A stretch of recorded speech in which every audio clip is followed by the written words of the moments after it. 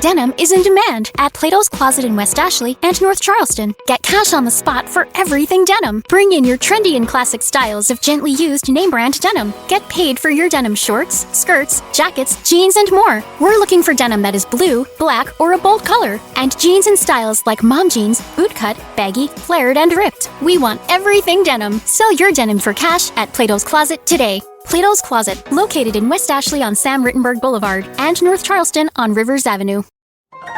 This is a podcast from Minute Media. Hashtag no music, no intro, no quarterback 1, no quarterback 2, no quarterback 3.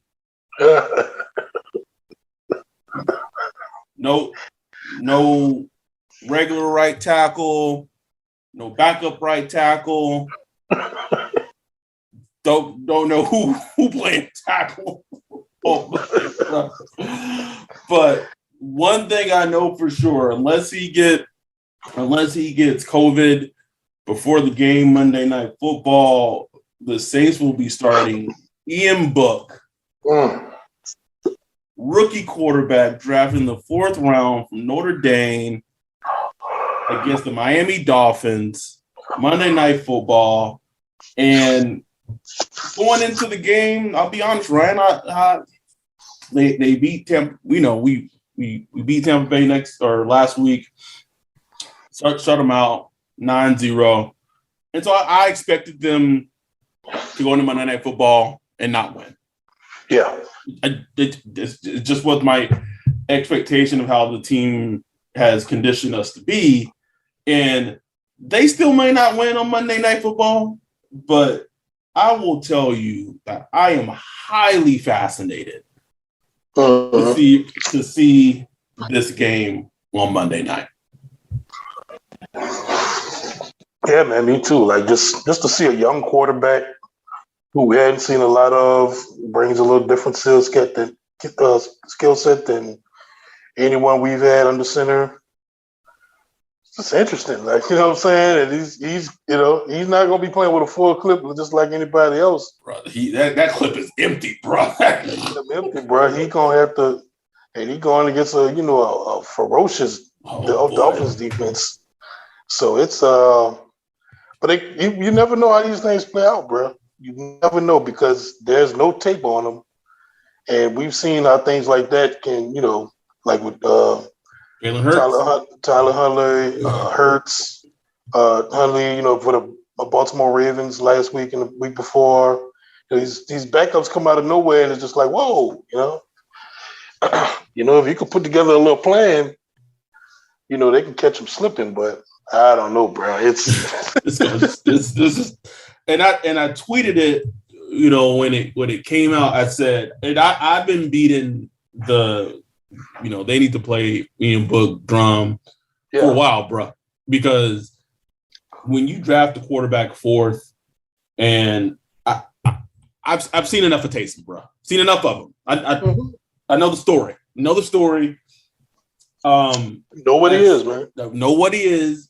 At some point, as a fan, and just not even as a fan, as a team, like you got to start making, you got to start doing some scouting and some decision making and seeing what you have. And so I've been beating the drum to start Ian Book, and I know a lot of reason why they probably hadn't before Monday night was, now they're 7-7, they're in like the playoff hunt, kind of outside looking in, but now their hand is forced.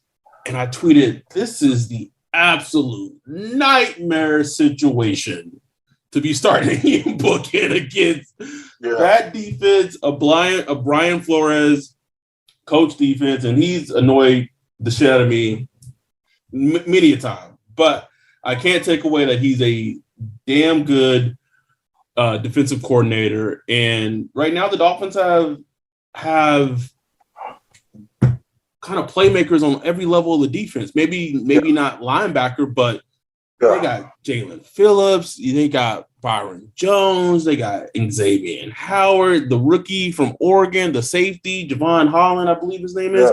Yeah. They just got players, bruh, and they be playing, and they cause havoc. And I mean, as we're taping this preview show, Sean Payton's still on the COVID list, bro. So it's everybody was on the timeline and they're like, man, Sean Payton gonna cook up something. I'm like, Sean Payton ain't there. Like, I'm sure he's doing Zooms and doing stuff, but he's not, I don't know. So it's gonna be tough. And it's hard. Like we're having a preview show in one because Christmas Eve is tomorrow. Christmas is on Saturday. So we're getting this out. We don't expect this episode to get a lot of listens, but we did want to get it out before the game on Monday. But it's kind of hard for us to break this game down because we don't know who's gonna be playing, at least from the Saints' perspective offensively. The Saints put like 6 players on the COVID list. Malcolm Jenkins, Caden Ellis, Jordan Mills, which was the back, who was the backup. Who's playing right tackle? Like Nick, I don't know. I could tell you. Absolutely. No, it wasn't 6, bro. It was 9. I just pulled it up. I'm gonna go through it. Guard James Carpenter. He has come in and played. I was about to say, were they gonna put James Carpenter over there? Nope, not gonna be him. Caden Ellis, like you said, safety. Jeff Heath, Taysom Hill, Trevor Seimien, defensive tackle Christian Rico, tackle Jordan Mills, safety Malcolm Jenkins, and even Jalen Holmes, who was making a couple of plays against Tampa Bay. And then earlier in the week, they placed #Finding Nemo and Dewan Johnson on the COVID list. So it's just going to be Nick Vanette out in that bitch, bro. Vanette season, bro. That's it. Ooh, poverty, boy. Ooh. And to be fair, I will say this is not just the issue that the New Orleans Saints is dealing with. This is a pro sports league issue at this point. NFL, NBA, and me and you have talked, and this is not to go political on our podcast, but let's just be realistic of the situation. With this new variant, Omicron, Amarion, it doesn't really matter if you're vaccinated and boosted. You are still showing likely that you're going to contract it. You may not have like very severe symptoms or something like that, but it is looking likely that we might all get the wrong. We all gonna get we just all gonna get it, bro. And so, if you listen to Adam Silver, the commissioner in the NBA, he basically said like we're not pausing the league. Like we gotta figure out a way to live with it. NFL is kind of doing the same thing. This game is Monday Night Football. It's not going to get postponed. They're not going to move it.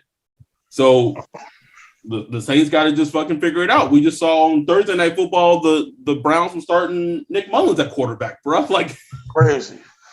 There was no Baker. There was no Case Keenum. Like it is a league sports league wide issue, and every team and fans of teams are just dealing with this. And so it's very even hard to, I don't know, analyze a game or what can you really take from the game? I guess I don't know. You really can't, man. It's like it's really just a luck of the draw, Yeah. Yep. What you gonna feel that day? Like we don't know. Ian Book could get it tomorrow. Yep. We don't know. Who's gonna play what? AK? AK quarterback? Don't put AK in that situation, bro. I'm just saying that's what we had. Like it's crazy. And it's like I don't know as far as like what the league should do. I just don't know. It's like, damn, maybe they should just take 2 weeks and hit a pause. But will that do anything? Like, I don't know. 2 weeks from now, you'll still be dealing with the same thing. Maybe. Or maybe it kind of dips back down like we've seen in South Africa, where cases are finally starting to dip back down. Or do you do like, I don't know, you just mandate that everybody gets vaccinated and just play everybody. Just say, okay, whether you're positive or not, if everybody's vaccinated, you can play. Right, right. And it might be trending that way. I don't know, man. Well, I don't know. But in a very small way of how you can explain this, or I'm sorry, in a very small way of what we can observe on Monday. What are some things that you want to see from Ian Book on Monday night? I just want to see how he looks, man, because you can't overanalyze his production because as we talked about, the offense is without a full clip. It's an empty clip. It's struggling. So, I implore fans not to overanalyze the statistics, the production, how many yards he throws, the touchdowns, and this and that. I just want to see how he looks. Mm-hmm. How he looks, snaps the ball. Does he have poise? Does he put nice velocity on the ball? Are the balls accurate? How does he function in the pocket? How does he handle pressure? Can he throw just a simple pass to AK on a choice route, bro? And can you just target AK accurately? That's it. Hit him accurately. Hit a choice route. Boom. Put it right in front of him and let him go. Just little things like that. That's what I would like to see. No, he's not going to be great. He's going to have mistakes. He's going to throw a pick. All those things. But, I just want to see. I want to see it. Okay, is there something we could build off? Look, is he going to be the future? Probability very low. But you don't know. We don't know. He could be. He could be like a whole beast sitting there that's been sitting there waiting. Another thing is, it sucks because he's probably gotten hardly any snaps. Any reps, bro. Any reps, bro. So he's been all mental reps. So he's going to be, he can baptize with fire. Up. Yeah. Yes. It would have been, just when I tweeted that earlier about against this team defensively is the absolute worst team for a rookie quarterback to be starting in. If let's say this was the Falcons defense as an example, so I'm just looking at the rest of the games on schedule. If it was the Falcons defense, I'd be like, oh, okay, but this defense is going to make it hard and difficult to evaluate him. But such like you said, simple things. Does he have command of the offense? Is he getting delayed games? How? And then we don't know who's going to be feeding him the plays. Is it going to be Pete Carmichael? Is it going to be Sean Payton? We don't know. Yeah, we don't even know. And it's not and obviously Sean is still testing positive because we know he's been vaccinated. He was one of the first people in sports, period, that got COVID. So we know he's vaccinated. So it just, there's so many unknowns. And that's what makes this game such an interesting game to watch unfold. And we could talk about matchups, a little bit, but the nitty gritty of it is, can this patchwork offensive line block a very good, defensive line? And then, Miami has really good corners, and we don't have weapons to beat man coverage, bro.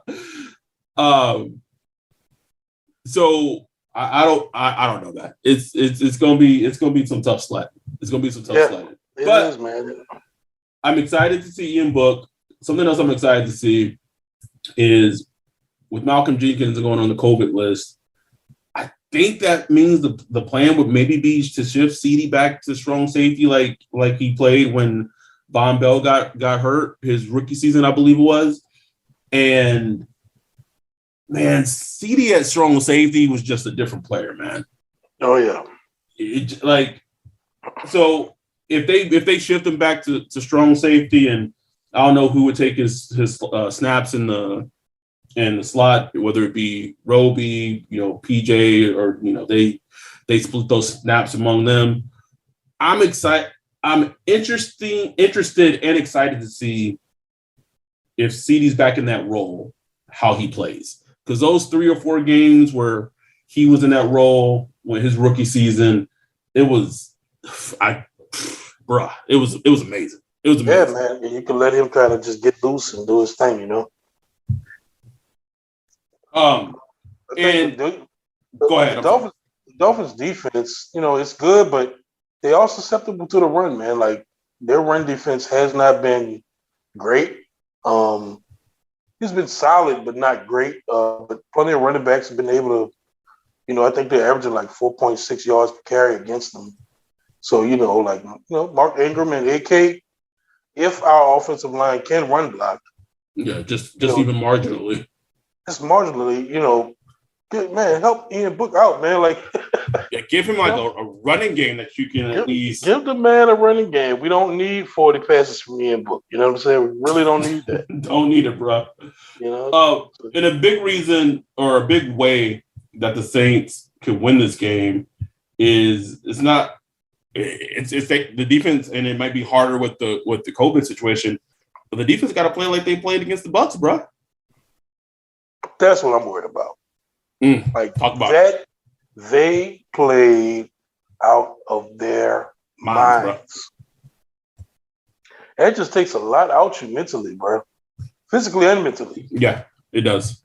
And I just watching this team, even this defense, it's been pretty much the same defense over the past couple of years. Sometimes they go on these stretches where they play great for like a couple of games, and sometimes it's up and down. I don't know. I don't know what they expect.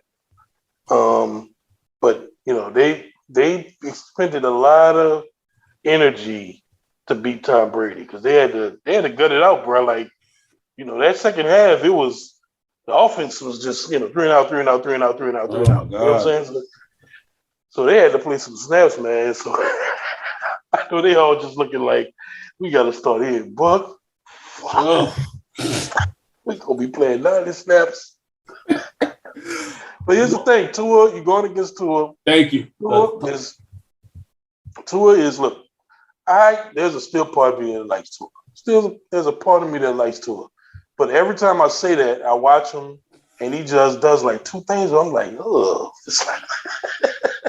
Every time, bro. It never fails. Never fails. So he does these little predetermined throws and things like that. So like if Saints defense won't get feisty, man, get a pick six. It can. It's funny because I was discussing the game a little bit with Greg Rosenthal through text message before the Ian Book news came out. So this was like a day or two ago. And he said that like Miami, just in terms of their, like they are very heavy, like the heaviest team in the NFL in regards to RPOs, the heaviest. Mm-hmm. And also they're very RPO heavy and they're very blitz heavy. So we already talked about, we know, I know Brian Flores is going to talk with that offensive lineup. That's an example. It's like that's a given. And I tweeted like I guess I hope Sean or Pete got that screen game cranked up because anyway. But with RPO action and all that, like this is also a game where the tackle. I mean, this is for any game, but the tackling has to be so on point and crisp, especially for like RPO type of plays.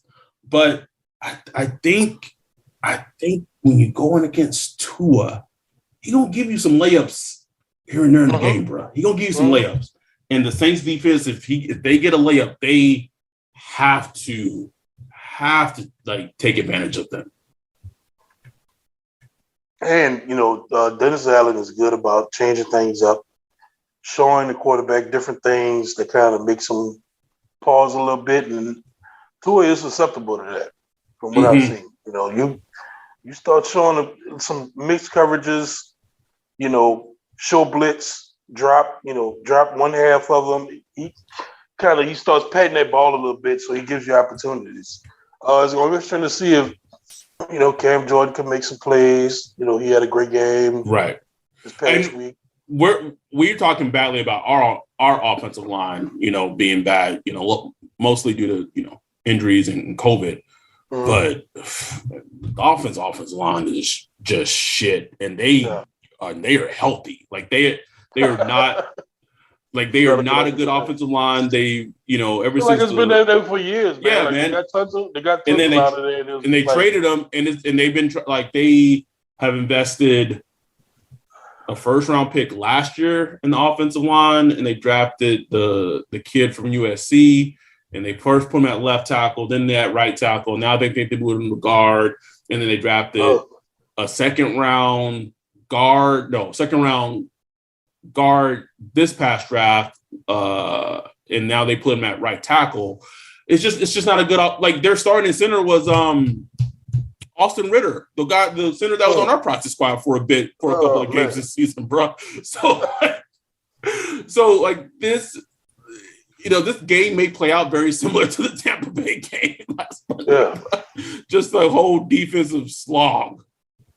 If the defense wants to bring it like that, they can, man. They can. And it's one of the, just from a football matchup aspect, I don't know how they're going to cover him. But watching Marshawn and Jalen Waddle, that's that's popcorn worthy to me. Like you can do that all day. A good one. That's a good one. I like that. And I don't know if DA is going to put Marshawn on Waddle or if he's going to put him on Devontae Parker. But if it's me, like Waddle's been Tua's go-to guy. Yeah. Go-to guy. And I think you just gotta take it out of the game for him completely. Yeah, that would be my number one right there. We'll figure out the rest. Yeah, figure out the rest. Put Don't Back Me Bro on Devontae or what, but that would be the matchup I would look at defensively. And I will say, Easop Winston, he got a couple of close those times against Tampa Bay, bro. They may have something in him as a returner. Yeah, I feel like he's close to popping one, bro. He is, yeah, man. He is. He's so close, but man, these COVID injuries starting to hit like our special teams and shit. Like man. It's like I don't know, man. It's like and I noticed Zach Bond playing some defense last week. Yeah, he was on a couple of two or three snaps. Yeah. He didn't do anything, but I was just like, hey, the DiCaprio point, Yeah, right. Oh, there he is. 53, man. Anything else in this game that catches your mind, your attention? I'm dreading having to listen to the commentary. I just can't. I don't mind Brian Greasy. Like he's okay to me, but listening to Steve Levy and fucking Louis Riddick. I can't stand it, bro. I can't stand any of them, man. Even Greasy, they just goddamn annoy me, bro. First of all, we don't need three people in the booth. No. Like, they spent like 5 minutes. I don't remember who was playing last week or this week. They spent like 5 minutes just arguing. I was like, I don't need this. There's too many people in there. You get three people, then you start arguing about something. They arguing about a ref call or something. It's just like, I don't need all this, man. But we on prime time again. Yeah. Last one of the season, right? Like no more primetime games, right? It's the last one of the season, but like let's say the Saints beat the Dolphins, and then they I think they played Carolina net. Yeah, beat the Dolphins, beat Carolina. If there's some type, it wouldn't be a primetime game, but like that Falcons game will be like a big like Fox game, bro. Like if it's like win and end type of shit, how that's gonna go. These dudes still got a chance to get in the playoffs, man. It's just they're right now they're picking 14th in the draft, bro. 14th. It was so absurd is like these last couple of years, this run of try to get Drew ring run. Every NFC team is just like 12-1 or whatever at this point. You know what I'm saying? Like we just scratching to get like a 1 seed. We can't get it. But now everybody want to be like 7-7 and shit. Like, what the fuck, man?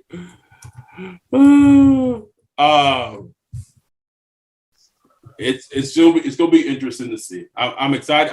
I'm legit generally excited for this game. That may end after the first quarter.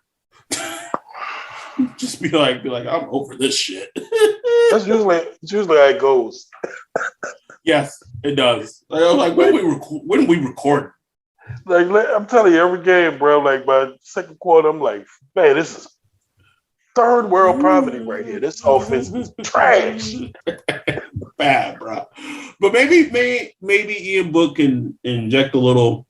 Yeah, he can move. He can move. So, and you know how those young rookies are, man. Like, they see pressure, they go. They're gone. Bye. So maybe that might be a good thing. You know what I'm saying? Like, they give us some little, keep us ahead of the chains. Maybe if he doesn't fumble or do stupid shit. But from what I've seen of him, he seems to be a pretty smart, like just a football smart guy. You know what I'm saying? Right. We'll see. NFL is different. But even in the preseason, a little bit of watching the preseason, he just seems like he understands football. And, he played a lot of games at Notre Dame. You know what I'm saying? He seems to be like one of those guys that coaches are like. You know what I'm saying? Coaches, like yes. Love his coaches. He'll probably pay 10 years just because, I just love Ian Book. You know what I'm saying? Just it's an extension of me on the field or whatever. You know what I'm saying? Just me in the quarterback's room. They just like those guys. So he could be one of those guys that's just good and solid, man. And so even if that's the case, it doesn't have to be the future, QB1 of the Saints. Maybe it could be a QB2. You know what I'm saying? And if you draft a high end backup in the fourth round of the draft, like that's a great draft pick. Great draft pick, man. Great draft pick. Those guys are tradable later. They're cheap, and they're backups too. So which we need, obviously. It's crazy. We need backups to the. I mean, we went like 15 years with like Drew Brees taking every single step at quarterback. Now we on like our 4 quarterbacks.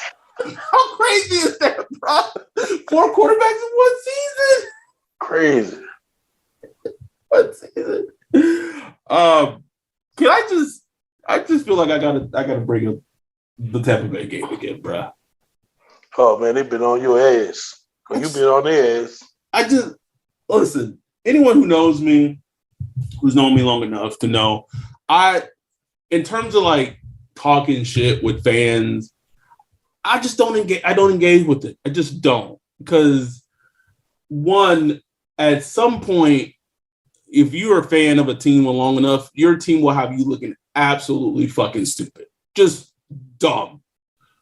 At some point in your life. So it's just too much of my energy. I stopped engaging in it for such a long time. And for whatever reason, the Saints being the Bucks, I won't even call them Bucks Twitter because like I don't feel like Bucks even has a Twitter. Like it's just that loss has like enraged Buck fans so much. Like it's almost like we beat them twice, or right. we did beat them twice, but it's almost like we beat like that one game counted for two wins, right? And I don't understand it. And then Chris Godwin has a torn ACL. Tom Brady was like, "Oh, I gotta get that type of hits like that out of the game," and I'm just like, "Oh, what are you doing?" Well, it's just and then how I felt about the whole narrative, even during the game. Oh, the Bucs lost Chris Godwin, and then they lost Mike Evans, and then they lost Leonard Fournette. Like they were getting taken behind the woodshed for a quarter and a half. Like, please stop. And so all these Bucs fans got about, and all I tweeted, and it has blown up for whatever fucking reason. All I tweeted was I said, Tom Brady didn't say shit when Jameis got hurt after the game. Didn't say shit. But as soon as his weapons, that's his limo to another Super Bowl goes down, we got to completely change how the game of football is played. And I'm just like, just the hypocrisy of it. And it just blew the fuck up. And I got Buck fans in my mentions, and they just getting just fucking blocked. And it's like, well, the Devin White hit was already illegal and he got fined for it. That's not the point. That's not the point. Like you're that obtuse that you're missing the fucking point that I was making. But thanks for playing along. It's been a week, bro. Like it's been an entertaining week to say the least. It's amazing, man. It's amazing. Where are these Bucks fans? Where quote were unquote, y'all? quote unquote. Where the hell were y'all, man? Like, I can't. There. I still remember the Buck game we went to when Ryan Fitzpatrick was quarterback, bro. Like, there weren't many of them. There were a couple, but it's just. I'm just glad. I'm glad we swept them. Glad we swept them with Loved it. Trevor fucking Seimien and fucking Taysom Hill, who I don't. Maybe he threw over 100 yards in that game. I don't know. Probably not. Probably I not. don't want this shit, man. I don't want this shit. That pisses me off. Well, they were out. They were out. The top three receivers. Motherfucker, look at what the Saints are doing. Like, we didn't have offense. We had to play without offense. And Todd Bowles' quote-unquote vaunted defense couldn't even stop that. We scored 9 fucking points, man. Won the game with 9 points. Won the game with 9 points. In today's Tom Brady couldn't score a touchdown. In today's NFL, with Tom Brady as your fucking quarterback, come on, He targeted Gronk like 12 times. He had 2 catches. Like, come on, man. Like, I don't get upset about football very often, bro. But like, this whole Bucks thing, I don't know why. And I know they'll probably get to the NFC Championship game. Maybe they'll win another Super Bowl. Whatever. Like, it is what it is. But like, that game will forever be immortalized. Just like CD crosses his arms right in Tom Brady's chest, and then a couple of defensive snaps later, or defensive series later, he picks them off by undercutting it. It just beautiful. Love it. That's what keeps me engaged, right there. That's why I'm still watching. That's it. Moments like that, man. You can't script that shit, man. Oh, you couldn't. You couldn't script the reaction that I let out when the pick happened. So I have stopped. Like, I don't yell at the TV when I watch the Saints games anymore. Like, I for the most part, I'm very mellow, cool. I might drink my drink, chilling. But when fucking what was his name? Not Randy Bullock. Whatever the Bucks kicker name. Oh, Pinion. When Bradley Pinion came out there to try that 45-yard field goal, I'm sitting right next to my girl, and I tell her, I said, he about to miss this bitch. Right? I said, he about to miss this bitch. And sure enough, he kicks it, and that bitch just don't curve back in. And I actually let out a reaction. I let out reaction when he missed. I let out a reaction every Tom Brady sack we got. When CD picked him, I let it out, bro, because like there hasn't been much to cheer for this season, bro. There hasn't been much. But those plays, that game, that one night, and you would have thought the Bucks fans lost the Super Bowl that night, bro. Like, that's really what it's like. And who knows, man? But I will tell you one thing: if somehow the Saints make the playoffs, they get matched up with the Bucks, bruh. That shit would be crazy, bruh. Because you gotta think it's in their head now, bro. Oh, it is 100% in their fucking heads. 100%. Like, don't. We might not win the Super Bowl, but I'll tell Bucks fans this: don't let us as Saints fans and the Saints beat you in one season 3 times in a row with Trevor Seimien, with Taysom Hill, and with Ian Book starting, bro. If that happens, we might as well just win a Super Bowl, bro, because we will be obnoxious as fuck. Like, they could go on to win the Super Bowl, and it's like they still lost to us. Like, that they just don't let it happen. Don't let it happen, Bucks fans. I'm telling you right now, y'all lose to the playoffs to the Saints, to fucking Ian Book. Night. I would jump in Bucks Reddit. I'm jumping in Buck's Twitter. I'm doing everything for days on end, bro. Don't care what would happen the next round. Don't care. I'm going in. Anyway, I think we capped it off. It's funny though, like, man, there's 3 games of football left potentially for the season. Yeah. 3 games of football. 3 games. Pro Bowl announcement. I think Yep. Cam Jordan, Kamara, and Lattimore are in for the 2022 Pro Bowl. So props to them. Cam Jordan got that vet, Oh, that veteran treatment, you know what I'm saying? that's exactly what it was, bro. That's that veteran love, you know what I'm saying? That's props to him. Marshawn Lattimore, 3-time Pro Bowler. That's, that ain't bad. Man, we drafted that, bro. Like, that's although I will say, when I saw the linebackers for the NFC, I was, how is DeMario still so unappreciated, bro? I don't think he's ever had one. I don't think he has either. That's what I'm saying. Like, he made it all pro his first year. I think he got 2 all pros. He got a first team and a second team. And a second team all pro, which is more important than anything. Correct. But still, man, it's like, ooh. Like, can we stop fucking monster against the Bucks, bro? Monster. Can we stop putting back Bobby Wagner? This is also the bet love. Bobby Wagner and fucking Pro Bowl, bro.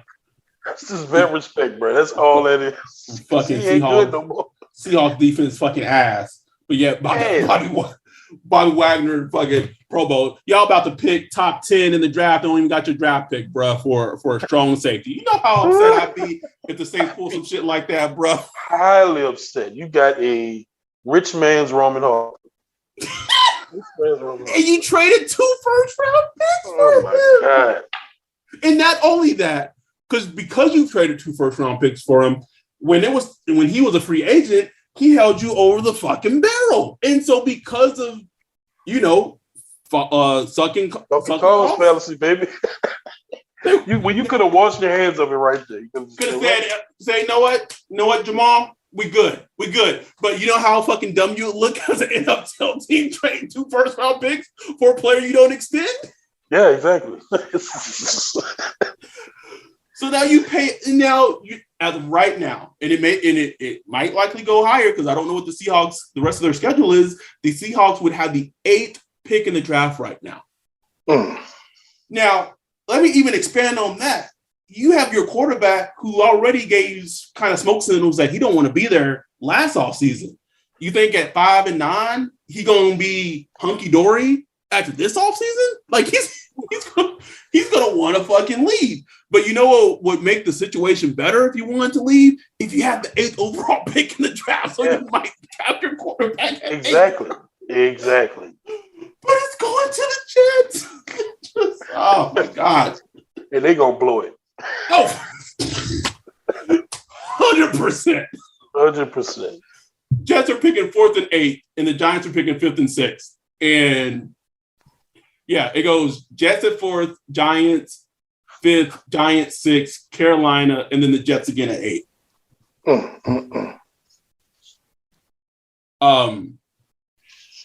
I'll say this: with the draft coming up, because it's 4 months away. I mean, it's almost January. Technically, it's almost like 3 months away. This is really the time where, like, it's you start watching prospects and stuff, and there's 2 prospects I would want to watch, but I can't do it, Ryan. I can't do it. I'm waiting, man. Wait till after the season. Can't do it.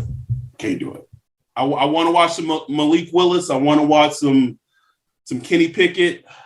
Not there yet. Can't do it. But I will say, I'm gonna, after this podcast, I'm actually going to update my my draft trackings and all the color codedness. Oh shit! Because I don't think. Oh yeah, I have last year's draft. I don't have this year's draft in there. And just really show and tweet out, like, how huge draft classes are. Bad and good, bro.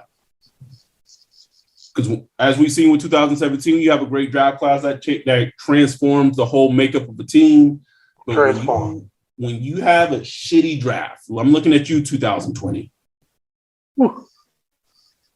It puts you as a team behind the 8 ball so much because you're drafting these young players like it's kind of like cheap labor, bro. Like, yeah, exactly.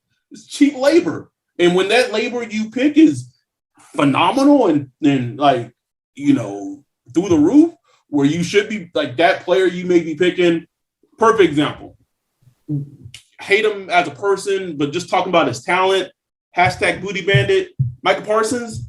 Yeah, he's like a top 5, top 6 edge rusher hybrid in the league right now, bro. Yeah, bro. Yeah. And he's on a rookie contract for like the next 4 to 5 years. Like 4 to 5 years, bro. That's hitting the lottery. Like, I don't think people understand, bro. So I get why part of me does understand why teams and fans like just hold on to these draft picks like they're just like the world. Like they just refuse to let them go and just that unknown, like, oh my God, that draft pick. But man. Anyway. You're most likely going to be disappointed. That's just a fact. Yes, for sure. For sure. Just like a lotto ticket. Like you're most likely not going to win a lotto. So just with the draft, that guy you love, you're most likely not going to get him. I've yet to face the draft somebody I loved. You loved? Let's see. Yeah, they drafted people I like, but nobody I like. Like a draft bait. I love DK. I don't know if he was draft-based status, but he was probably as close to draft-based status that they've drafted a player that he wasn't even on my radar. So I had. I love DK. I love DK. But yeah, but besides then, I gotta go. I like Brandon Cooks, but he wasn't like a draft bait either. I did not. I thought that he was kind of just strictly straight line, and I didn't think he had a lot of wiggle. And like to be fair, he has been like in terms of a draft pick, like he's green all the way. He's making plays. He's a good wide receiver. He still got wheels. I saw a highlight last week. I was like, woo. He still got wheels. Speaking of my little chart, man, and this came up when I posted it. Like people really had issues that Traquan was a green, bro.